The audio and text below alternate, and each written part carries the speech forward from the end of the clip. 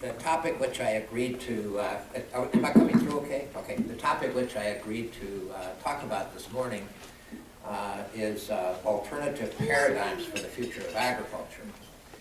And I would guess you could easily imagine that what I'm going to devote my time to this morning is about the food fight.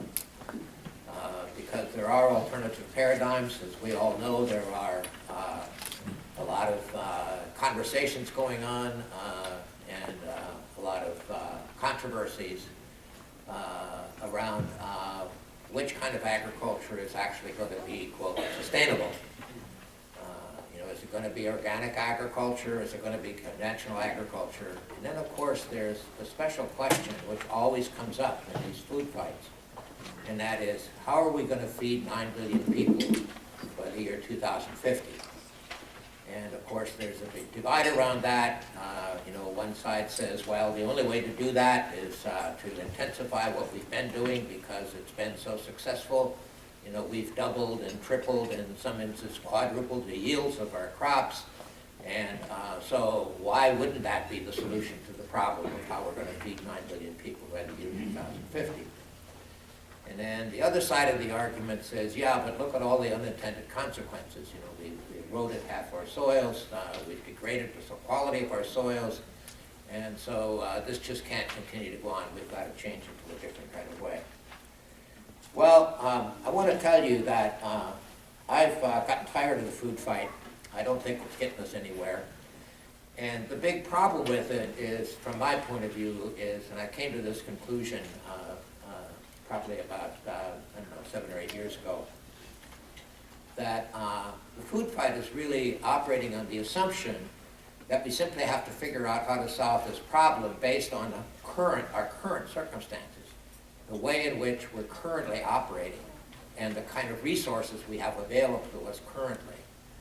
And that leads us then to say, well, all we got to do is fix the system a little bit. We get it.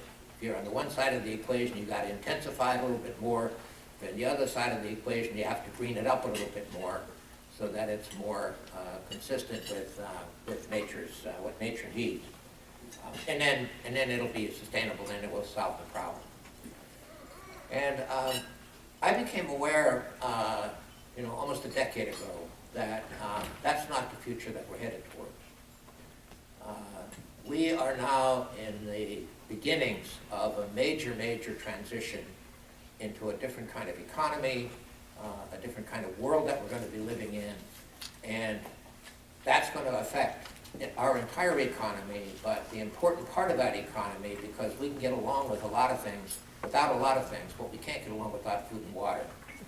And so what we do around agriculture to address these challenges in the future is going to be critical. And so that's really what I want to focus my comments on this morning, and see if we can begin to address these issues, and then it involves a number of things about not just what we're going to do, but how we're going to do it, how we're going to relate to each other in addressing these issues in the future. So, of course, what I think that question, which the media picks up all the time, essentially what that question is trying to do is to give us moral justification to continue doing whatever we're doing, whether you're an organic farmer or a conventional farmer, whether you're an input supplier like Monsanto, or you're somebody who's trying to think about alternative approaches to this. It's really trying to, because what we're trying to say is this is the only way we can do that. It's the only way we can solve that problem. And if you're not going to figure out how to feed 9 billion people by the year 2050, then you're simply not a moral person. You're not addressing the real moral challenges that we have to face, because you're saying it's going to be okay for a lot of people to starve to death out there. So the central problem, of course, to begin with, and there are a number of people that have pointed this out now, is that in the first place, producing enough food to feed 9 billion people is not a critical issue, at least not at this point. It may be at some point in the future. because by all of the analysis that people have done, we're now producing enough food on a calorie per person basis to feed 10 billion people. And still, with only a little over 7 billion people, we have almost 1 billion people that are chronically hungry. So we have to first of all face the fact that producing enough food is not the only problem with solving the problem of hunger. The problem of hunger is a much more complex problem than this. And if we really want to address the problem of hunger, we have to address the problems of poverty, because if people don't have the wealth to buy the food that they need, even though you're producing it, it's not going to solve the problem of hunger. And we now have on the planet almost 40% of our population that live on less than $2 a day. So, you know, if we just produce more corn and soybeans in Iowa, is that going to solve their problem? You know, I think you all know the answer to that. And then there's also a problem of entitlement. You know, the United Nations has now produced 5 studies which are important to look at if we're really interested in understanding the problem of hunger and how we're going to feed 9 billion people by the year 2050. The first of those reports was Agriculture at a Crossroads, which really questioned a lot of the ways in which we're trying to feed the world. And then there was agroecology and the right to food, which raised another kind of issue which is important around the problem of hunger, and that is the issue of entitlement. If people are not entitled to have the resources and the information that they need in order to feed themselves, we're not going to solve the problem of hunger. And Olivier de Schutter, who wrote that essay, really laid that out very clearly. And there have been some places in the world now where they've actually taken this issue of making sure that people have the right to food seriously and actually have come a long way toward solving the problem of hunger in their communities. And then there were other, the 3 other reports, the last one being Time to Wake Up.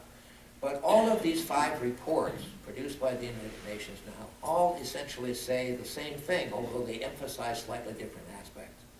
And that is, we cannot solve the problem of hunger unless we recognize that these are complex issues, that the problem of poverty, the problem of entitlement, the problem of food waste is important in part of this. You know, one of the reasons that we don't have enough food, despite the fact that we're producing enough food, is because we waste almost 40% of the food that we're producing. And part of that waste happens on the farm. And I happened to visit Tom Wiley's farm in California at the end of July. He's one of the first organic vegetable growers who has a farm just about an hour north of Fresno. And we went out to his farm, and he took us out to walk around. He's got about 74 acres of vegetable growth. And between every 2 rows of vegetables or fruit trees, whatever it was, there was all this food lying on the soil. You couldn't even see the soil because it was, you know, tomatoes and peppers and whatever it was that was growing there was laying there on the ground. And as we were walking around, we'd reach down and grab it, you know, the delicious tomatoes, delicious peppers, obviously nutritious. And we were saying to Tom, what's going on here? Why? He said, well, I can't sell it. The market won't buy them. It's got a little blemish on it. And so all of this food gets wasted because we think we have a standard, which Matsumoto once called shelf life and color. You know, that you have to have that perfection in order for the market to be willing to buy your product. Well, and there are solutions to these problems that are not that difficult.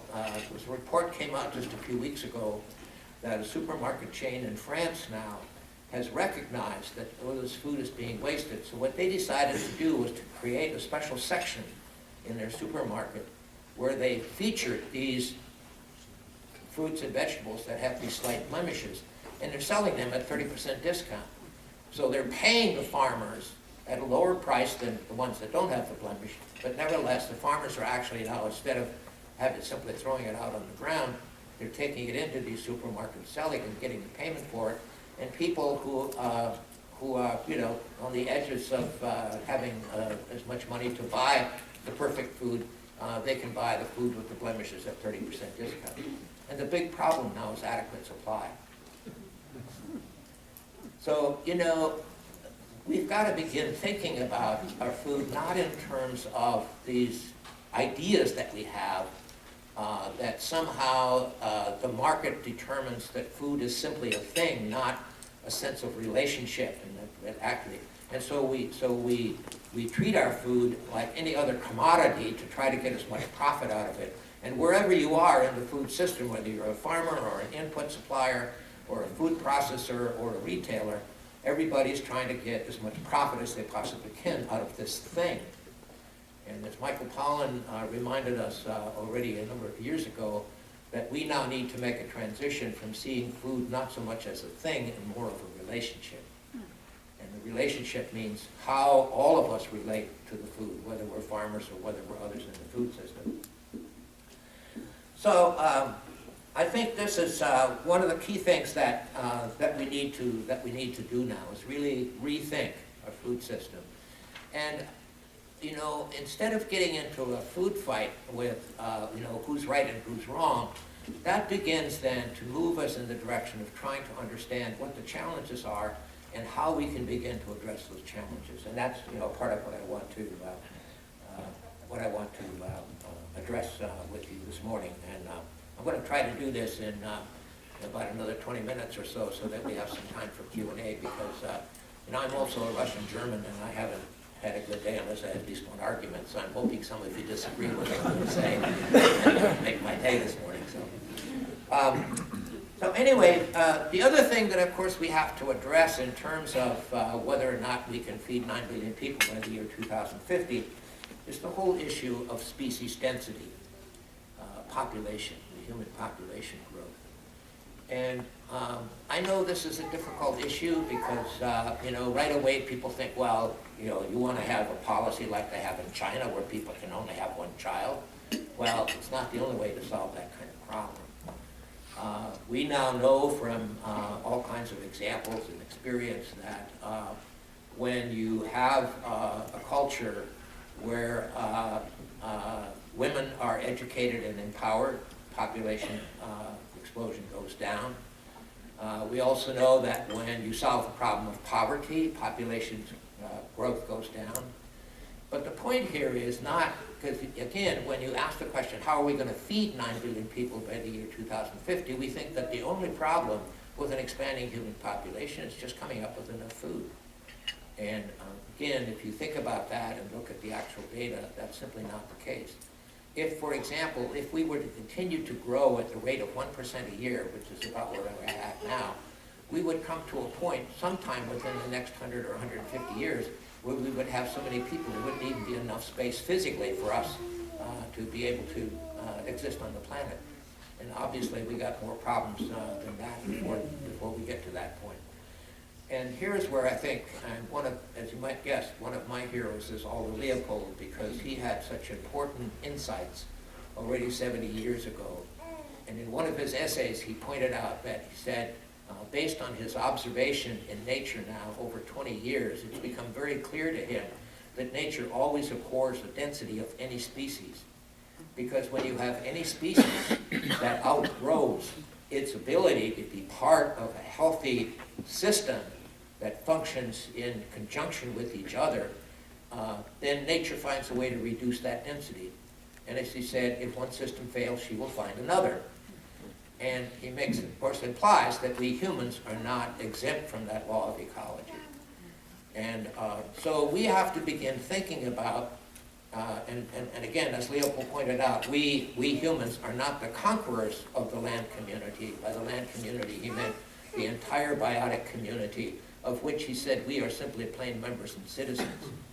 So if the entire biotic community isn't healthy, then we can't be healthy. So we have to begin to see how we fit in, how we contribute to the health of the whole. And the density of our species is a part of that. So it's not a matter of how many people we can feed, it's a matter of what the carrying capacity of a healthy, self-renewing planet is, of which we are simply plain members and citizens. Okay, so that's kind of the, you know, the big picture framework. One of the other issues too that, and of course this came up in the election and it didn't make any difference whether you were conservative or liberal in this election, it was all about growth, right? How much have either the Democrats or the Republicans made the economy grow so that we can all be better, right? And of course, the assumption behind this is that unlimited growth is somehow possible, on a limited planet. And Buckminster Fuller and others have reminded us that we're actually spaceship Earth.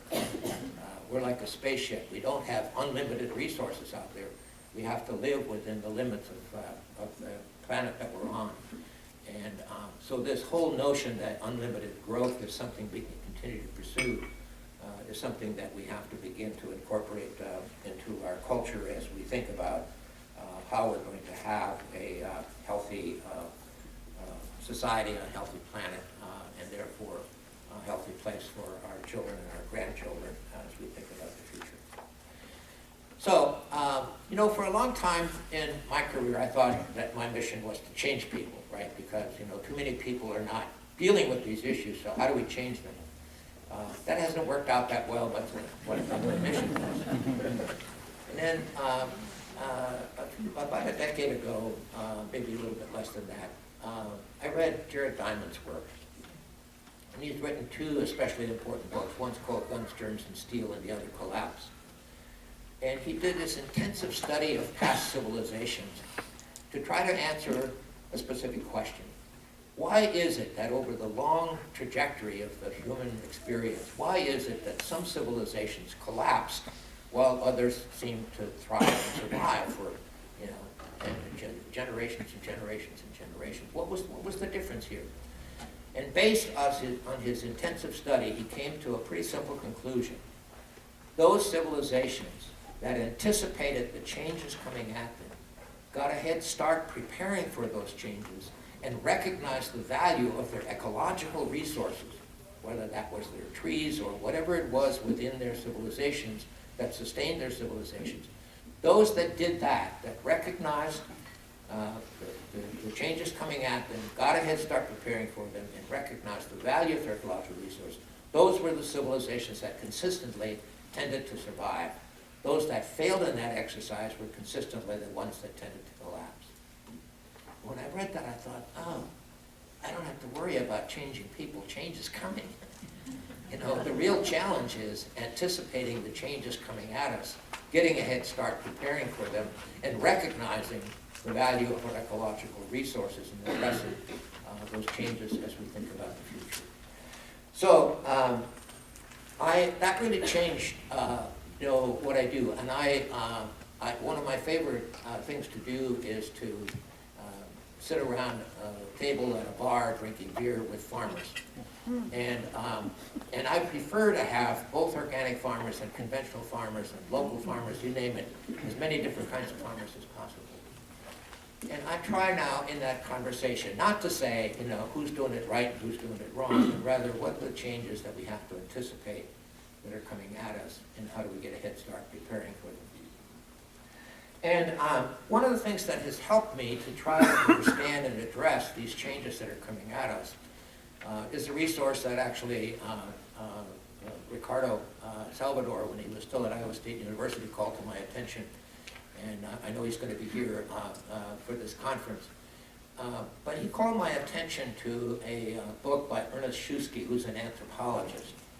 Published a book back in 1989 called Culture and Agriculture.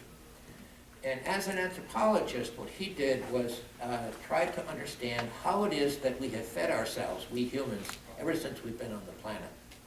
And I normally don't like to use PowerPoints, but here's a place where it'd be useful. But you all got good imagination, so I'd like to have you imagine a timeline of human history across the screen up here, right? So what Shusky points out is that we humans, who became upright, the big brain, Homo sapiens, right? And when we evolved on the planet about 200,000 years ago, for the first 190,000 years, we fed ourselves as hunter-gatherers. So on that timeline of human history, you got to go about 2/3 of the way across the screen. And so we weren't food producers, we were simply food harvesters, food collectors. We went out and harvested whatever it was that nature put out there. And we tended to live in small tribal societies. We'd hunt out a place, harvest out a place, and then move on to another place. And that's essentially how we fed ourselves for that whole period of time. And then about 10,000 years ago, we started to do agriculture. We did start to become food producers. We now call that period of time, those 10,000 years, the Neolithic period. And now we did do cultivation. We did domesticate plants and animals. We figured out how to produce food by our own activities in producing food. Now, as Shusky points out, that was only half as efficient from an energy efficiency point of view. That when we were hunter-gatherers, we were getting about 20 kilocalories of food for every 1 kilocalorie of energy that we invested in making that food available for us. And if you think about that, of course, we weren't cultivating, we weren't domesticating plants and animals, we simply went out and harvested, prepared it, and ate it. And then when we started to do agriculture, we cut that energy efficiency in half. We were now only getting 10 kilocalories of food for every 1 kilocalorie of energy that we invested. And so he says, why would we do this? And he doesn't actually give a clear answer, but I think it's pretty obvious to me that the reason is by that time our human populations had grown to a point we couldn't simply hunt out a place and then move to another place. We had to start living in settled societies. And when you live in a settled society, you have to figure out how to produce enough food to continue to feed the people in that community where you are. But anyway, so that's how we fed ourselves then for the next 10,000 years. So let's say take another 2 inches on the timeline there up on the screen. And then he argues, and this is the important part that we have to think about as we think about the future. He argued that in the early 20th century, we entered into a third era of how we feed ourselves. And he called that, and I love this term, the neo-caloric era, because this era is entirely based on old calories. And because it's based on old calories, they're not renewable, and therefore, once they're gone, we're not going to be able to feed ourselves that way anymore.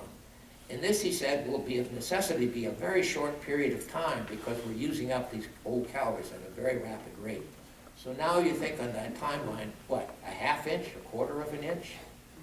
Probably a century and a half, at the most 2 centuries in this timeline of human history. This is how we're feeding ourselves now. What are these old calories? Well, they're fossil fuels. If you think about it, almost everything in our current food system is dependent on cheap energy. Whether it's the diesel fuel in your tractors or the energy we use to make all the equipment and machinery or the energy that we use to produce our fertilizers and pesticides or whatever it is that we're using, it's all based on fossil fuels. And now, in terms of energy efficiency, this is the least energy efficient systems we've ever had. We now only get about 1 kilocalorie of food energy for every 10 kilocalories of energy that we invest in putting that food on our tables. So, fossil fuels is one of those old calories. What's another one of the old calories? It's the minerals. It's rock phosphate, potassium, potash. These are all minerals. And then you add to that the minerals of iron ore and copper, which we use to make our equipment. These are also old calories. We now only have 4 countries that still have rock phosphate reserves. We only have 4 countries that still have potash reserves. And one of the reasons, as every farmer knows, that our fertilizer costs are going up rapidly now is because these resources are no longer going to be available. And so countries that still have them, of course, are also using that as an advantage to get more income from the resources that they still have. So this is another part of the future that we have to think about. And then, of course, we also have fossil water. And here's where you start to need to begin thinking about what some of those unintended consequences of how we're farming. And, we have not paid attention in our modern farming operations to the biological health of our soil because we've had all these cheap inputs. Ever since Justus von Liebig said, you don't have to worry about the laborious process of maturing your soils because all you got to do is put in the NPK and it'll solve the problem. And so we have now so degraded our soils that our soils will only, in our industrial countries, will only absorb about a ½ inch of rainwater in an hour. And then it starts to run off. So then what do? We irrigate. So 70% of our freshwater resources on the planet now are used just for agricultural irrigation. And we got a problem right here in the heartland of the United States, because the Ogallala Aquifer, which provides the irrigation water for irrigating our crops all the way from Texas to southern South Dakota, we know now we've drawn it down by half since 1960 at the rate that we're using, because it's a fossil aquifer. This is water that accumulated back into the Ice Age, and you'll have some water that goes back into the aquifer, but much, much slower than the rate at which we're using it. And 2 studies were done now, one actually here at Kansas State University, just in the last couple of years, to look at how much longer we'll have water in the Ogallala Aquifer given the rate at which we're withdrawing it. And their conclusion is about 20 years. Now, you add to all of that, and incidentally, on the minerals, if you want to read a resource, there's a new Club of Rome study that just came out by Ugo Bardi called Extracted. And it's not just the minerals I mentioned, it's all kinds of other minerals that we're dependent on in our industrial economy, which we're depleting. So you've got the end of cheap energy, you've got depleting minerals, you've got depleting fresh water, so we'll probably only have half the amount of fresh water in the future that we've gotten used to using. We think water is, it's cheap because it's simply, there's as much out there as we want. And then you got to add to that the big elephant in the room, and that's climate change. Now, I know there are still some people that think climate change isn't real, that it's a hoax, all of that, or that if it is real, it's not our responsibility as humans. But the evidence is overwhelming now. And the most recent International Panel of Climate Change report, which came out in March, is now telling us we only have about 15 years to get a cap on carbon and start extracting, reducing the amount of carbon in the environment if we want to continue to have the kind of global weather pattern, the global climate pattern, that's going to be sustainable for the human species. Now, about a third of that report, which is not very well expressed in the news, is actually dealing with our food and water system. And the point is that for food and water, climate change isn't about the future, it's already affecting it now. Because we have more floods, we have more droughts, we have more severe weather events, and as every farmer in this room knows, it's the weather ultimately. And yeah, we can modify that to some extent with technologies. We're going to develop more drought-resistant crops, but a drought-resistant crop's going to help you when you have flooding periods. This is not a fixing solution to the problem. So ultimately, the direction that we have to move in now is to restore the biological health of our soil. That's the foundation. Because when you have biologically healthy soil, the soil absorbs more water, sustains it into the water so that you have less damage from the flooding times, and you have more moisture in the soil during the drought times. So restoring the biological health of soil begins at least to move us in the right direction. And then we have to restore as much as possible our biodiversity and our genetic diversity. In our current modern industrial system, it's, and every farmer is it's not just the farmers, no matter what it is that you're doing in our economy, it's all about maximum efficient production for short-term economic return. That's the paradigm. And if you aren't doing that, you're just not going to be successful in this economy. Maximum efficient production for short-term economic return. And this is not going to solve the kinds of challenges and issues and problems that we're going to be facing now in the very near future. And when's this going to happen? When are all these changes? Well, some of them are already happening, already starting to happen. And, T-Boone Pickens, who's an oil guy, right, 2 years ago, he told us that we should expect that crude oil will be $350 a barrel in 10 years, so that's 8 years from now. Now, I think he made that projection before he was aware of the huge amounts of additional oil we would get out of places like North Dakota, which are going to extend the oil economy for a little bit longer. So maybe it's not going to be 10 years, but very likely it's going to be at least 20 years from now. So here's what I like to put on the table when I talk with farmers about this kind of future that we're facing. You see, let's imagine, and I don't care now whether you're an organic farmer, a conventional farmer, a CSA farmer, whoever you are, I want you to imagine that 20 years from now, crude oil will be $350 a barrel, that we have twice the number of severe weather events, more floods, more droughts, more severe weather, that fertilizer and pesticide costs will be 5 or 6 times what they are today, and that we only have half the amount of fresh water. Can you still do what you're doing? And I've yet to find a single farmer that says, yeah, we can deal with that. It doesn't make any difference how you're farming now. Everybody understands that they cannot continue doing what they're doing under those circumstances. And so then you can begin to say, okay, how can we together now? How can we redesign? What kind of agriculture and food system do we need to have on the rest of that timeline in human history beyond that neocaloric era? What's the post-neocaloric era going to look like? And this is where I think now we need to come up with a new paradigm. And the new paradigm has to be something, instead of maximum efficient production for short-term economic return, it has to be a paradigm that's based on resilient, regenerative agriculture. In other words, what are the kinds of systems that don't have to have all these outside old-calorie inputs, but that are based on renewing and regenerating themselves. Resilient, regenerative production for reliable, long-term return. In other words, let's start thinking about our children and our grandchildren and how they're going to be able to be productive farmers in the future.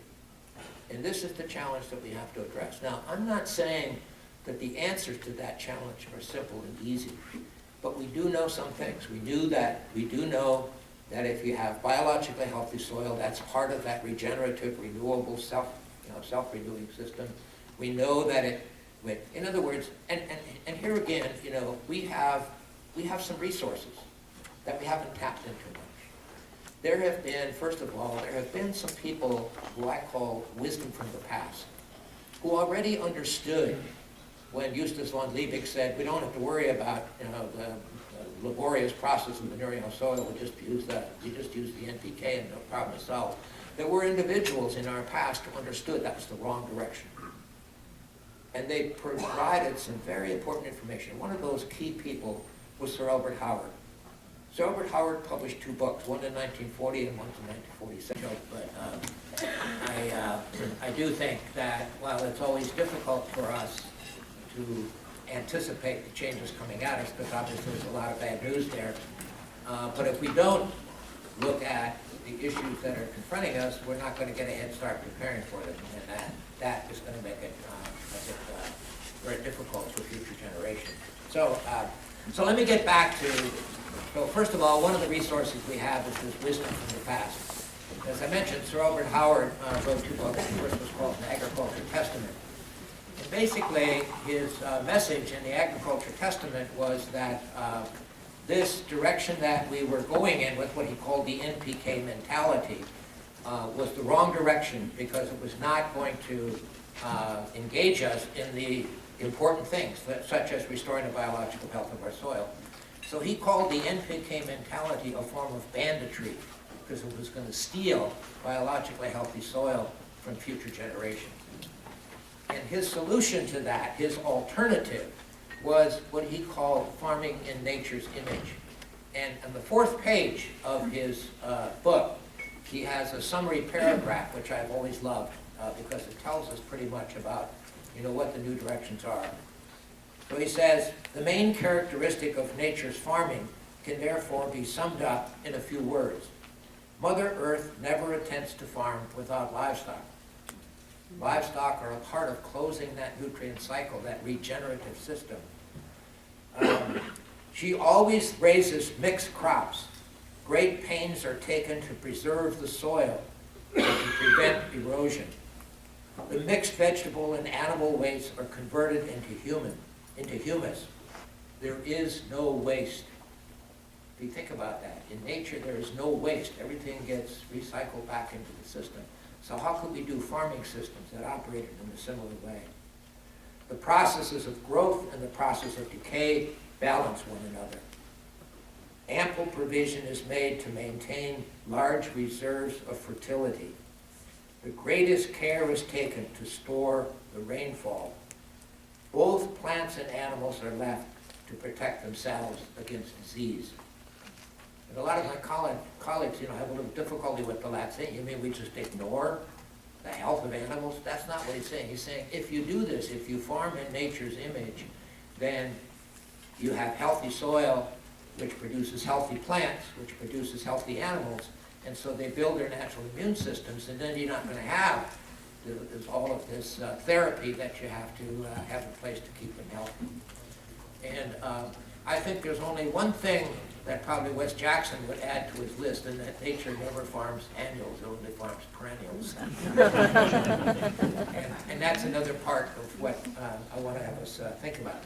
So anyway, so there you have Sir Albert Howard, and then his second book was The Soil and Health, in which he makes some, based just on his observations, and we haven't done peer-reviewed research about this yet, although we have some people in the health profession now that are beginning to look at that, and that's that connection between healthy soil, healthy plants, healthy animals, and healthy humans. But he already made that observation back there in 1947. Okay, there's a number of other people here. I'm just going to mention a couple of those. Liberty Hyde Bailey, who was the first dean of the College of Agriculture at Cornell University. And of all of the many books that he wrote one called The Holy Earth, in which he made a compelling, and that was published in 1915, so next year it's going to be the 100th anniversary of that publication. And already back then, 100 years ago, he said that we have to get a new hold on how we relate to nature, not only in agriculture, but in everything that we do. This new hold has to be that internally we have to recognize and embrace the fact that we are, again, plain members and citizens, and this is partly where probably Aldo Leopold got his concept from, because he had read Liberty Hyde Bailey. And that this new whole is the new way in which we then relate to nature. And it's no longer dominating nature, using nature, forcing nature to do what we want to do with control management. It's learning to live with nature and adaptive management. And it's an amazing piece of literature. Again, as part of this wisdom from the past, it's worth having us look at.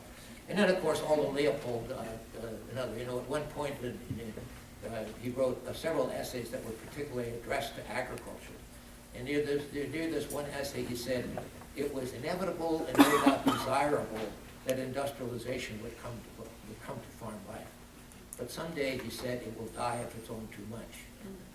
He already saw that back in 1945, that this was a direction that was taking us, that was going to put us in the kind of position that we're in now. Okay, so now, the other thing that I see, at least as good news, is that there are some things happening right now, and it's not just about organic agriculture. There's some things happening right now which are beginning to help farmers to understand that simply operating in terms of maximum efficient production for short-term economic return is already not functioning the way that they would like to see it function. And one example of that is the evolution now of planting cover crops. And the Natural Resources Conservation Service now, especially under the leadership of Ray Archuleta, is becoming big advocates of this. And one of the things that we now already see, and farmers are seeing this, is that farmers who plant a mixture of cover crops, even in a typical corn-soybean rotation, are finding that after 7 or 8 years of planting these cover crops, the biological health of soil gets restored to a point where instead of soil only being able to absorb a ½ inch of rainwater, it's now absorbing 8 inches of rainwater. That not only prevents runoff and therefore soil erosion, but it also prevents pollution of our rivers and streams. And every farmer knows that it isn't just the farmers, but we can't continue to pollute our rivers and streams and have the kind of dead zones like we have in the Gulf of Mexico. This is simply no longer acceptable. And we're now discovering that with cover crops, you actually hold that moisture instead of having it run off and take. And also those plants that we plant in the corn-soybean rotation hold the fertility, they hold the nitrogen and the phosphorus in the plant. And then in the spring, that goes back into the soil, so it doesn't leach away during the winter months and the spring months. But here's the really important thing. Farmers are discovering when they do that, after 6 or 7 years, they can reduce their fertilizer and pesticide input by 70% and still maintain their yields. And so even now, some of the big monoculture conventional farmers in places like Iowa are starting to plant cover crops.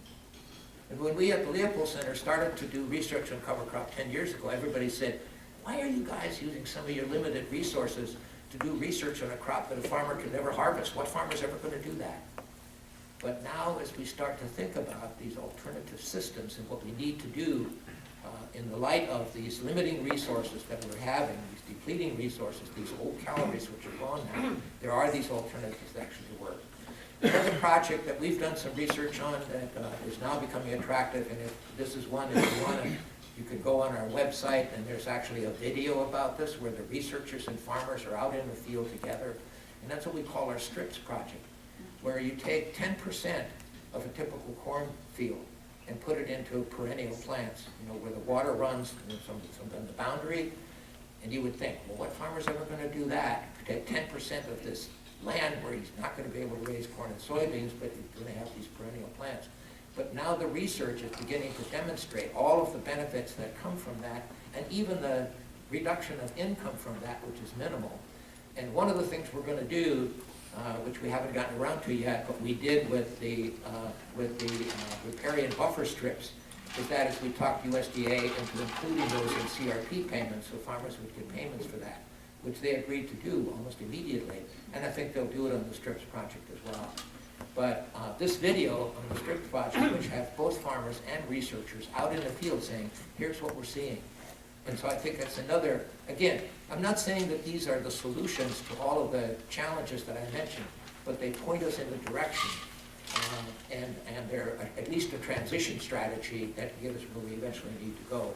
And then ultimately, and you all are just a few miles from the Land Institute, and so you know that the work and research that Wes and his science have been doing for 30 years now are demonstrating that you can in fact have perennial plants instead of annual plants.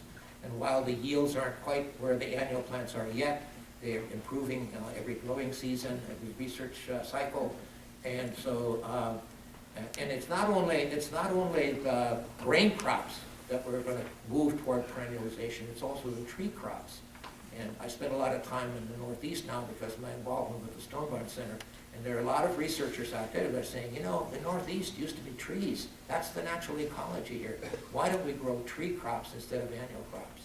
And so there's beginning to be a movement in that direction. And so again, the issue here is not feeding 9 billion people. The issue is how do we produce actual food?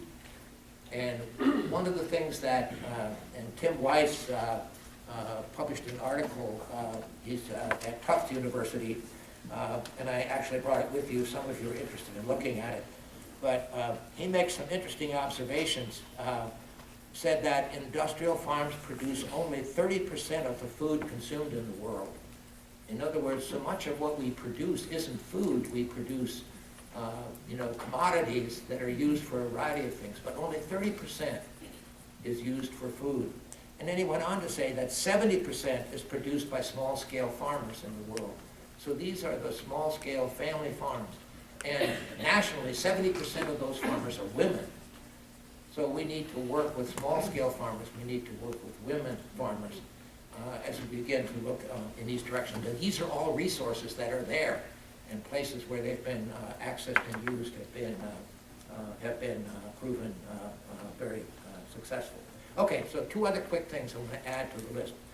And one is that we have to now develop a new ethic around all of this, because the maximum efficient production short-term return is based on an ethic of it's all about each of us individually getting as much out of this as we can for ourselves. And if you want to read a new book that's just come out by Paul Roberts called The Impulse Society, and the subtitle of the book is America in the Age of Instant Gratification. And I have yet to find anyone who's done as good a job as he has about the kind of culture that we live in now that we've created. It's all about mine and now. And even, I've heard this myself, almost unbelievable, people, when you talk to people, say, well, can you still do what you're doing 20 years from now, 50 years from now? Well, I won't be around then. What about your children and your grandchildren? Oh yeah, well, they'll have to figure it out. You know, this has become our culture.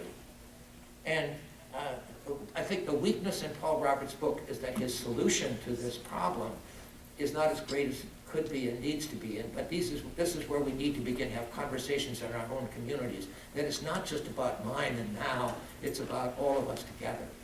And Marjorie Kelly has also produced a wonderful book with public use called Owning Our Future.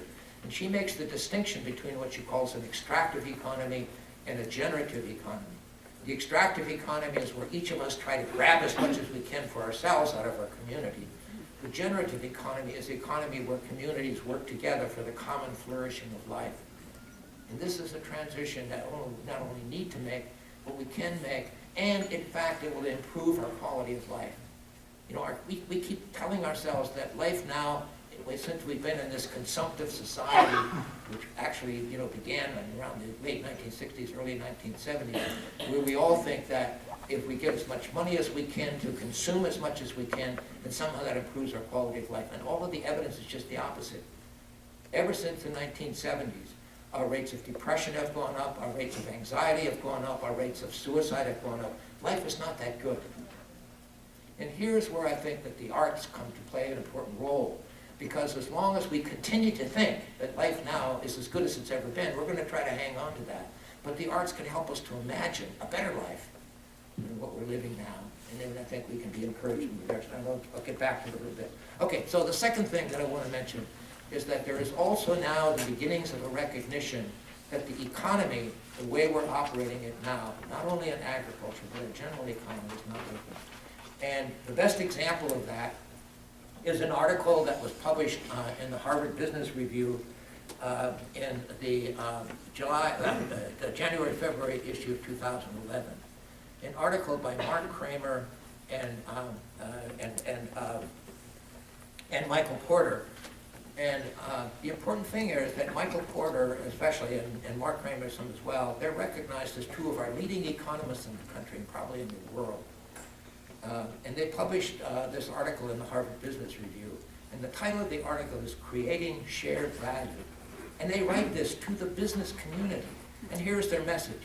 They say, if you're in any business, whether it's food and agriculture or any other kind of automobiles, whatever kind of business that you're in, and you're still operating by the old playbook, and the old playbook being that you want to get your labor and your raw materials as cheaply as possible so you can increase the profits in your own company, and you want to externalize your environmental costs and your social costs as much as possible so that you can increase the profits in your own company. If you continue to operate by that old playbook, you're not going to be successful in the future, because our labor and raw materials have now become so deteriorated that you're not going to have those quality raw materials and labor for your business to thrive with.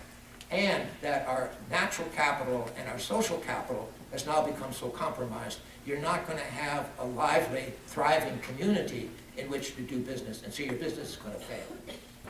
Now, they make a very compelling case for this in this short article in the Harvard Business Review, and they are now out in the country talking to primarily business leaders, trying to help them understand that this is a transition they have to make in order for them to be successful in their own businesses in the future.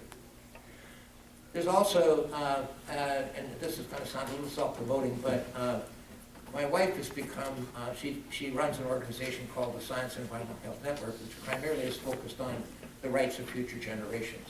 And future generations, not meaning our kids, but also the future generations of the rest of the biotic community. And they've now organized a group of women, a radical group of women, called the Women's Congress. And there's in Minneapolis right now as we speak with these group of women back together. And they're now, one of the things that they want to do, in addition to a number of other things about really changing the culture by women from the bottom up. But they also are trying to frame, and they've written an article about this, to frame, again, getting back to the economy of the future. You know, our economy is based on two animal symbols, and that's the bull and the bear, right? The bull and the bear are all about how you manipulate things in order to get the benefit. And they want to create an owl economy, which is based on wisdom. And you think about the owl, which builds a nest in the tree to care for the future generations and to make sure that they're adequately cared for and fed. And what would our economy look like if we had an owl economy instead of a bear and a bull economy?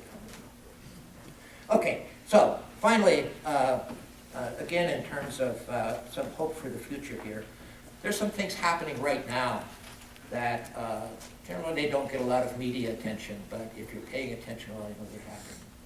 And one is that our food system is changing now. You know, very rapidly, people are no longer simply willing to be passive recipients of their food. They want to be active food citizens. And part of why that happened, I think, was because in our food system now, increasingly, people wanted to know where their food came from. They began to get to know the farmers they were getting their food from and what the farmers were facing and how they could help deal with that. And so they start to now develop this whole concept of food hubs and food sheds, where people in a community determine how they can have a resilient, renewable food system for the future, and working with farmers to make that happen, and sharing that value in communities. Now, this isn't happening all across the country, but it's emerging all across the country. As I travel around the country now, especially in our urban communities in New York and San Francisco and Los Angeles and Minneapolis and Chicago, and even in California now, there's a movement called the Food Commons, which is actually a retired extension specialist who was responsible for starting that. But the city of Fresno has now agreed to become a prototype of a food hub where people in the community determine what kind of food they're going to have in the community and how they can have these relationships with farmers who are going to provide the majority of the food for those communities. That's changing our culture. They're increasingly now. You know, Bill Heffernan told me once that if the industrial food system were to choose an appropriate logo for itself, it would be just eat it. And he's saying that culture is now rapidly disappearing. And the culture that we have now is, I want to know where the food comes from.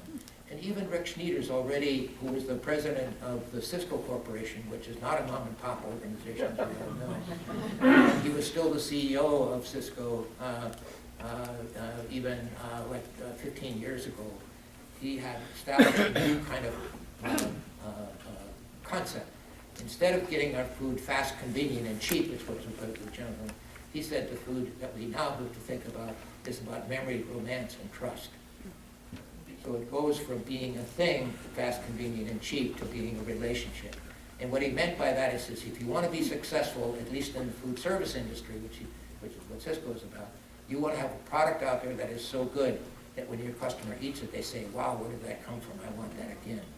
And he said they not only want to have that kind of quality of food, they want to have a good story which comes with it. Someone to know the animals were treated appropriately, someone to know that there was good environmental stewardship all the way from the farm to the table, someone to know that the farmers were treated fairly, the farm workers were treated fairly, but they want a good story that comes with it. And thirdly, he said, and most importantly, they don't want to have to worry about things. They want to have a trusting relationship all the way from the farm to the table. These are the things that are driving the future food system. And you know that when a company like Cargill, and I don't mean to single them out here, but who have been very big proponents of maintaining the current industrial food system, 3 weeks ago came out with a non-GMO soy oil variety. They're listening to what's happening in the marketplace. So all of these things are happening. And the other thing, too, that I think I want to help us keep in mind, another person who's become a kind of hero of mine is Thomas Berry, who was a theologian, but who did a lot of writing about food and the future food system. And one of the things he mentioned near the end of one of his books is that he said we need to recognize that moments of crisis are always moments of grace, because most of us don't bring about the kinds of changes we need to until we start to feel the pain. And so when you have a moment of crisis, you ought to recognize that's a moment of grace. It's an opportunity to bring about the kind of changes that are going to benefit the culture and the societies in which we live. And so I think we're going to have some moments of crisis because of these challenges that I mentioned earlier in my talk. But there are also going to be moments of grace. And so that's why organizations like this, which are emerging all across the country, as you all know, are also going to be so important, because we can be part of that community that uses those moments of grace to bring about the changes for the future, and that are going to be about our grandchildren. And so in terms of use of the art, let me close with this example. Kathleen Dean Moore, who's a friend of mine, who is the head of the philosophy department at Oregon State University, and she told me once, she said her problem with philosophers was that their language is often so dense they don't even understand each other, let alone the general public. So she didn't want to be a part of that. So she decided to use her gift of storytelling and story writing as a way to convey the importance of some of the philosophical issues that philosophers were talking about. And in one of her books called The Pine Island Paradox, she has a chapter where she talks about, the challenges that we're leaving for future generations. And then as a way to make that, to drive that home in an artistic way, she decides to write a story about what her granddaughter might write to her if she wrote her a letter from 100 years in the future. What would she say? And here's what she imagines her granddaughter would write. How could you not have known? What more evidence did you need that your lives, your comfortable lives, would do so much damage to ours? Did you think you could wage war against nations without waging war against people and against the earth? Didn't you wonder what we would drink once you had poisoned the aquifers? Didn't you wonder what we would breathe once you had poisoned the air? Did you stop to ask how we would be safe in a world poisoned by war? Did you think it all belonged to you, this beautiful earth, you who loved your children? Did you think that we could live without clean air and healthy cities? You who loved the earth, did you think that we could live without bird song and swaying trees? And if you knew, how could you not care? What could matter to you more than your children and their babies? How could a parent destroy what is life-giving and astonishing in her child's world? And if you knew, and if you cared, how could you not act? What excuses did you make? And now, what would you have us do? I think these are the kinds of powerful stories and the power which the arts can help us as a tool to help us engage our communities, to create these future communities of resilience, of regenerativeness, and of flourishing life, which we can all live together in our future world. So let me stop there. Can we still take a minute for a couple of questions? I'll be around, through tomorrow afternoon, so I'll be happy to have individual conversations with you as well if you need to. I know we need to get to the workshop. Yeah, we'll take one or two questions. And it is important to realize that Fred will be here throughout the conference, and he will be part of a panel tomorrow, midday, early afternoon, reflections on the next 35 years. Hi, Pat McGarry. Thank you for your presentation as well. Awesome. Do you think large-scale composting operations are a viable solution to what you're suggesting, and like the 40% waste in the organic farm? They could turn that back in, of course. I know they do, but I'm talking about large-scale operations. Did you get that question about? You want to repeat it to everybody here? Yeah, are large-scale composting operations part of the solution? Yeah, well, here's where, some of the things that are happening in our urban communities now are important. And, when the food crisis of 2007 and 2008 took place and created all the turmoil in many countries around the world, especially countries where poverty was rampant, and Scott Stringer, who is the president of the Manhattan Borough in New York, he recognized that what was happening mostly in the Asian world as a result of the food crisis could happen right there in Manhattan because there were pockets of poverty in Manhattan. And as a politician, he didn't want to see that happen. So what he decided to do was to organize a food conference. And he organized it at Columbia University, and it was a day-long conference. And he did two things. One was he invited some, top, well-recognized public speakers to speak in the morning to indicate what they felt were some of the key issues around the food system, what we needed to do. And they did a brilliant job with that. And then in the afternoon, what he did, he asked all of the food activist groups in the New York area, like Just Food, to run workshops. And his instruction to them was, I want you to get as much information as you can from the general public around what we should do to change the food system in New York in order to address these potential future challenges. And so that's what they did. And then he took all that information and he organized a panel, which then took that information and shaped it into a public policy statement, which they called Food Works New York. I think you can still Google that and it'll probably still come up. Now, all of us can say that's probably not perfect, but to get to your question, one of the things that it recommends is a citywide composting program in New York. And the city council in New York is now using that document as they continue to try to bring about these kind of changes for the future. So I think the answer to your question is yes, this is part of, and you know, as we no longer have water in the overall aquifer for all of our communities, we may have a lot more composting toilets, which again is going to be, you know, will support, you know, that kind of direction. Thank you.